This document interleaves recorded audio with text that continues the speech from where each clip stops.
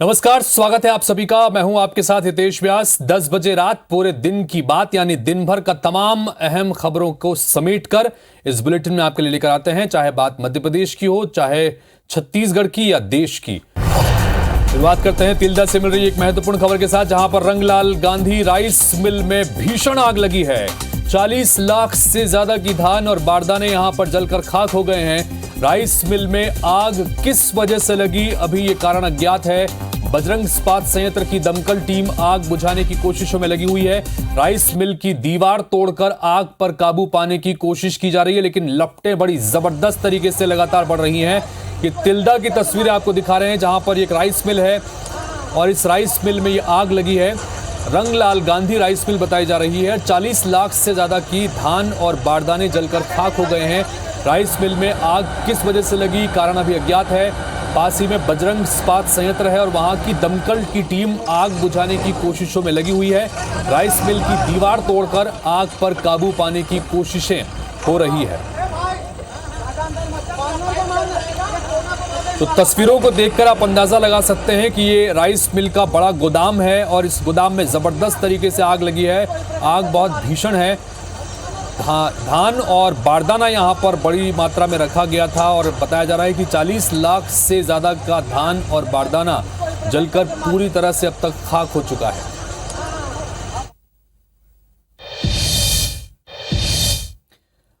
रुक करते हैं अगली बड़ी खबर की तरफ, जहां पर सुकमा से खबर। सीआरपीएफ जवानों पर नक्सलियों ने फायरिंग की है। एरिया डोमिनेशन से वापस टीम लौट रही थी और जवानों पर उस दौरान हमला किया गया और जवानों की तरफ से भी जवाबी कार्रवाई की गई, जिसके बाद नक्सली भाग निकले हैं। बस्तर आईजी पी सुंदरराज ने पुष्टि की है इस मुठभेड़ की। सुकमा से खबर आ रही, जहां पर एरिया डोमिनेशन की कार्रवाई करने के बाद वापस जवान जब लौट रहे थे तो उस दौरान नक्सलियों ने जवानों की टीम पर फायरिंग की है। जवानों की तरफ से भी जवाबी कार्रवाई की गई, जिसमें नक्सली भाग निकले।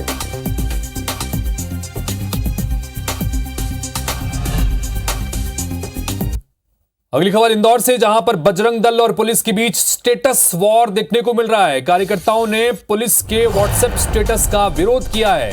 पुलिस ने स्टेटस में लिखा था, खाकी का भी तो मान है। बजरंग दल कार्यकर्ताओं ने अपने स्टेटस पर लिखा, पुलिस की वर्दी का मान है और हमेशा रहेगा, लेकिन वर्दी की आड़ में ड्रग्स बेचने वालों को बचाने नहीं देंगे। लाठीचार्ज के बाद पुलिस पर कार्रवाई के विरोध में जवानों ने यह व्हाट्सएप स्टेटस लगाया है। बजरंग दल कार्यकर्ताओं पर दरअसल लाठीचार्ज हुआ था और इस पर जमकर सियासत भी हुई थी। यह मामला लगातार बढ़ रहा है और इस मामले में जिस पुलिस अधिकारी की तरफ से लाठीचार्ज का आदेश दिया गया था उस लाइन अटैच भी कर दिया गया था। और अभी चूंकि व्हाट्सएप स्टेटस को लेकर अभी दोनों के बीच में जंग देखने को मिल रही है। पुलिस और बजरंग दल के बीच में स्टेटस विरोध। पुलिस ने स्टेटस में लिखा था कि खाकी का भी तो मान है, फिर बजरंग दल कार्यकर्ताओं ने अपने स्टेटस पर लिखा कि पुलिस की वर्दी का मान है और हमेशा रहेगा, लेकिन वर्दी की आड़ में ड्रग्स बेचने वालों को बचाने नहीं देंगे। लाठीचार्ज का जो विरोध हुआ था, उस लाठीचार्ज के विरोध में जवानों को लेकर भी एक व्हाट्सएप स्टेटस लगाया गया था। बजरंग दल कार्यकर्ताओं पर दरअसल ये लाठीचार्ज हुआ था। तो एक तरफ आप देख रहे हैं कि पुलिस की तरफ से स्टेटस लगाया गया, खाकी का भी तो मान है, और इसके जवाब में दूसरी तरफ बजरंग दल कार्यकर्ताओं ने भी स्टेटस लगाया है और पुलिस की तरफ से लगाए गए इस स्टेटस का जवाब दिया गया है।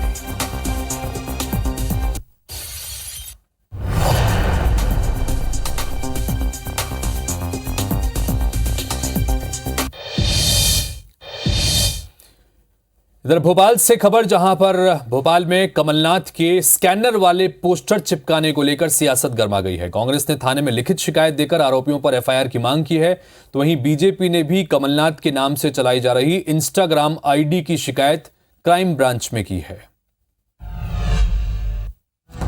चुनाव नजदीक है, लिहाजा राजनीतिक दलों ने एक दूसरे पर निजी छींटाकशी तेज कर दी है। भोपाल में लगे कमलनाथ के स्कैनर वाले पोस्टर इसी राजनीति का हिस्सा है। इसे लेकर कांग्रेस भड़क उठी है। कांग्रेस नेताओं ने चूना भट्टी थाने पहुंचकर अज्ञात आरोपियों पर एफआईआर की मांग की है। यदि भारतीय जनता पार्टी इस डर्टी पॉलिटिक्स पर आई भ्रष्टों के खिलाफ प्रामाणिक आरोपों का भंडार है। एफआईआर नहीं ली जा रही है, वो एफआईआर दर्ज की जाए। आवेदन से ले रहे हैं, लेकिन अभी वो थोड़ा सा इशू है, वो एफआईआर कह रहे हैं, लेकिन वो जांच के बाद ही कुछ हो पाएगा। इधर बीजेपी ने कमलनाथ नाम से चलाई जा रही इंस्टाग्राम आईडी पर आपत्ति जताते हुए केस दर्ज करवाया। कमलनाथ की एक आईडी इंस्टाग्राम पर जिन्होंने कांग्रेस की सरकार बनने वाली है जिसकी एफआईआर हो गई है। वहीं पोस्टर मामले पर कमलनाथ ने बीजेपी को आड़े हाथों लिया। आज ये पोस्टर लगा रहे, इनको शर्म नहीं आती कि इतनी निचली राजनीति में जाने के लिए। बीजेपी कांग्रेस में पोस्टर पर पॉलिटिक्स नई बात नहीं, लेकिन चुनाव को नजदीक देख अब इस पर दोनों पक्ष कानूनी दांव भी खेल रहे हैं।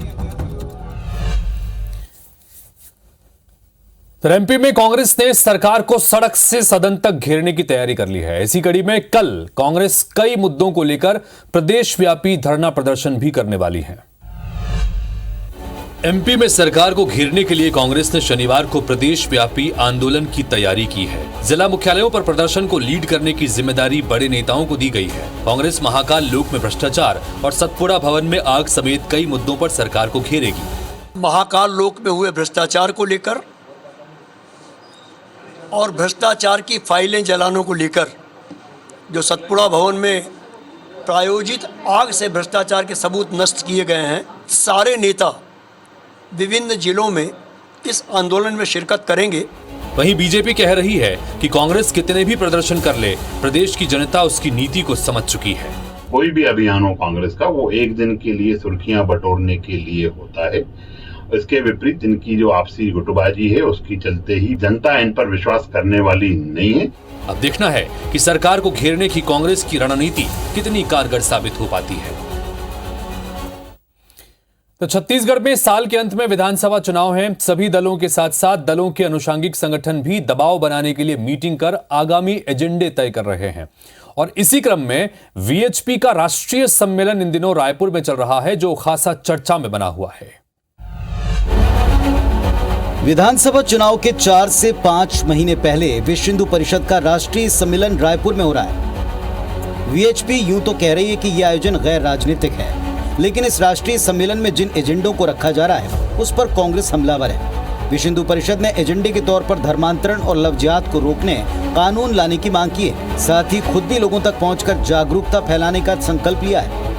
धन देकर, प्रलोभन देकर इस तरह का धर्मांतरण करना ये गैर कानूनी है। इसलिए केंद्र में भी कानून आना चाहिए और हर राज्य में आना चाहिए। इधर सत्तासीन कांग्रेस को वीएचपी की कवायद रास नहीं आ रही। कांग्रेस ने बैठक को लेकर बीजेपी और विश्व हिंदू परिषद दोनों को घेरा।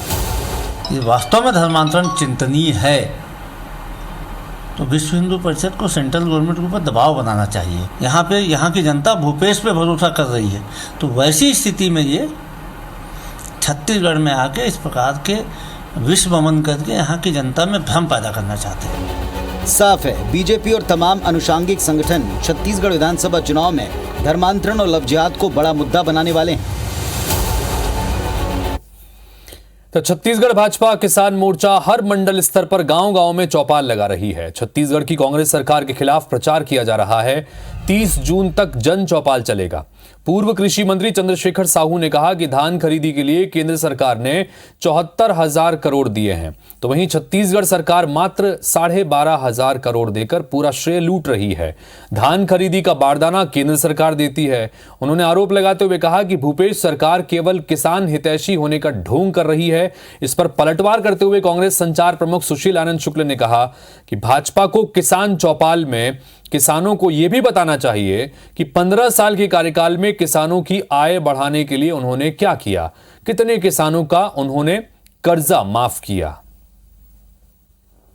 सारे किसानों को मुद्दों को लेकर किसान चौपाल 30 जून तक चलने वाला है। 74,000 करोड़ अभी तक छत्तीसगढ़ राज्य को रिकॉर्ड में भी ये बात सही है भुगतान हुआ है वो धान खरीदी के लिए, और छत्तीसगढ़ सरकार 12,500 करोड़। भूपेश सरकार किसान हितैषी है, इस बात का सर्टिफिकेट कांग्रेस सरकार को, भूपेश सरकार को भारतीय जनता पार्टी से लेने की आवश्यकता नहीं है। भारतीय जनता पार्टी को किसान चौपाल में यह जवाब देना चाहिए कि किसानों की आय 2022 तक दुगनी करने के वायदे का क्या हुआ। तो राजनांदगांव में कांग्रेस का विधानसभा वार प्रशिक्षण शिविर आयोजित किया गया, जिसमें पीसीसी चीफ मोहन मरकाम शामिल हुए। मरकाम ने अमित शाह के छत्तीसगढ़ में भाजपा की सरकार बनने वाले बयान पर कहा कि पिछली बार विधानसभा चुनाव में अमित शाह आए थे, तब उन्होंने 65+ की घोषणा यहीं से की थी। अमित शाह का बयान हमारे लिए शुभ है। मरकाम ने आगे कहा कि भाजपा सपना देखना छोड़ दे, छत्तीसगढ़ में वापस कांग्रेस सरकार बनाएगी। तो वहीं आदिवासी मुख्यमंत्री के सवाल पर कहा कि मुख्यमंत्री तय करने का अधिकार हाईकमान को है। कार्यक्रम के विषय में बताना चाहूंगा कि पिछले बार भी माननीय अमित शाह जी छत्तीसगढ़ में घोषणा किए थे 65+। उस समय छत्तीसगढ़ में भारतीय जनता पार्टी की सरकार थी।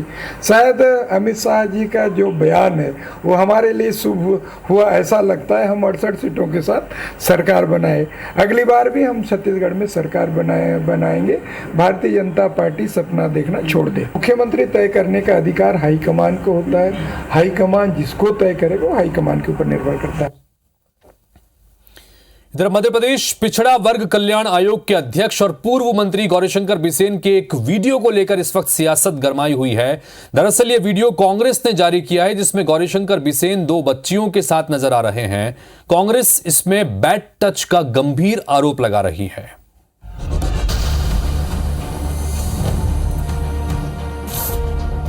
वीडियो में 2 बच्चियों के बीच दिख रहे ये पूर्व मंत्री और एमपी पिछड़ा वर्ग कल्याण आयोग के अध्यक्ष गौरीशंकर बिसेन है। बिसेन के इस वीडियो पर सियासत गर्मा गई है। कांग्रेस वीडियो के जरिए बिसेन पर बच्चियों से बैड टच का आरोप लगा रही है, जबकि IBC 24 से बात करते हुए बिसेन ने आरोपों से साफ इंकार कर दिया और इसे कांग्रेस की घटिया सोच और मानसिकता दिवालियापन बताया। बिसेन का कहना है कि बच्चियां उनकी नातिन जैसी हैं, जो फोटो खिंचवाना चाहती थी। गौरीशंकर जी, एक वीडियो ट्विटर पर जो पोस्ट किया गया, क्या कहेंगे आप? मैंने तो पार्टी से कहा है कांग्रेस के ऊपर FIR दर्ज की जानी चाहिए। मेरी नाता निर्वी मौसम, जो मेरी बेटी, उसकी बेटी का जन्मदिन में बेटियां जन्मदिन में आई थी, वो मेरी नाते जैसी हैं। उन्होंने कहा कि दादा हम फोटो खिंचाना चाहते हैं। क्या हो गया? कौन सा अनर्थ हो गया? कांग्रेस की विकलांग मानसिकता का प्रदर्शन है। लेकिन गौरीशंकर जी, कांग्रेस का कहना है कि बच्चियां असहज भी नजर आ रही हैं और बात का उत्तर देने में उनको मुकदमा चलाऊंगा, उनके ऊपर उनको मैं न्याय देने को दूंगा। वही वायरल वीडियो पर गृह मंत्री नरोत्तम मिश्रा ने कांग्रेस पर हमला बोला। उन्होंने कहा है कि ये वीडियो कांग्रेस की घृणित मानसिकता दर्शाता है। ट्विटर पर बच्चियों की पहचान जाहिर करना गलत है। इसके लिए विधि विशेषज्ञ से कानूनी राय ली जाएगी। अब ये कांग्रेस की घृणित मानसिकता है, बेहद शर्मनाक है कांग्रेस के लोगों में, जिस तरह से आप ट्वीट करवा रहे हो। हम बच्चियों का जो आपने चेहरे दिखाए हैं उसको लेके विधि विशेषज्ञों से भी राय लेंगे कि इस पर क्या कानूनी कार्रवाई हो सकती है। पहचान आपने जाहिर की। चुनावी साल है, लिहाजा कांग्रेस आक्रामक है और बीजेपी नेताओं को हर मोर्चे पर घेर रही है। अब देखना यह है कि वीडियो वार पर बीजेपी का पलटवार क्या होगा। तो बिलासपुर में एक बार फिर से कांग्रेस के यूथ नेता के दबंगई का एक मामला सामने आया है। मामला शहर के सरकंडा क्षेत्र से जुड़ा है। इस बार युवा कांग्रेस के शहर अध्यक्ष शेरू असलम दबंगई करते नजर आए हैं। पद का रौब दिखाते हुए यूथ नेता किसान को जमकर धमका रहे हैं। किसान के निजी जमीन पर कब्जा करने की बात कह रहे हैं। कांग्रेस नेता की धमकी से किसान परिवार दहशत में है। पीड़ित किसान का यह कहना है कि संबंधित जमीन उनकी पुश्तैनी है, जिस पर लंबे समय से परिवार कृषि करता आ रहा है। हर सीजन में वो धान की खेती कर शासन को धान भी बेच रहे हैं। पीड़ित किसान ने अब मामले की शिकायत कलेक्टर से करते हुए न्याय की गुहार लगाई है। इधर कांग्रेस नेता के दबंगई के मामले के सामने आने के बाद एक बार फिर से इस पर सियासत शुरू हो गई है। भाजपा इस मामले में किसान परिवार को न्याय दिलाने के साथ ही दोषी नेताओं पर कड़ी कार्रवाई की मांग कर रही है। इधर कांग्रेस मामले में संज्ञान लेने की बात कर रही है। एक बार आपको सुनाते हैं किस तरह की दबंगई वहां पर देखने को मिली। ले जाऊंगा यहीं से तेरे को। दादागिरी क्या है? दादागिरी कर रहे तुम लोग। मेरी जमीन में कैसे तुम लोग खंबा गाड़ने आए? मेरा जमीन कहाँ? जब कागज ले गया? कौन से कागज? कागज ले गया? कौन से कागज तो बता ना, मैं ला रहा हूँ। तो जिला अध्यक्ष हूँ, उठा के ले जाऊंगा यहीं से तेरे। जो कांग्रेस के नेता है वो हम लोग को जमीन को हड़प रहा है जबरदस्ती का और धमकी चमकी दे रहा है। अब मारने का बात, पिस्तौल निकाल रहा था मारने के लिए। मेरा दादा परवादा का जमीन है। जमीन जो है शुरू से हम लोग बोते आ रहे हैं। जमीन को जब देखे कि मेड़ पार फोड़ रहा है तो हम लोग पहुंचे यहाँ तो हम लोग को गाली गलौज दिया। हम लोग चाहते हैं हमारा जमीन मिलना चाहिए भाई, हमारा हाँ पुरखौती हम लोग बोते आ रहे हैं। मुख्यमंत्री से मांग करूंगा कि अपने दल के युवा नेताओं को जो अपराध और अपराध के संरक्षण में संलिप्त हैं, स्पष्ट तौर पर उनके पीड़ित परिवार की जमीन को मुक्त करावें, उनको न्याय दिलावें और संबंधित अपराधियों के विरुद्ध कार्रवाई सुनिश्चित करें। हमारे शहर युवा कांग्रेस के अध्यक्ष का कोई वीडियो जारी हुआ है तो पार्टी इन सभी चीज़ों पर चुनाव के समय बहुत कड़ी निगाह रखी हुई है। पार्टी संज्ञान में लेगी, जो कार्रवाई करते बनेगा करेगी।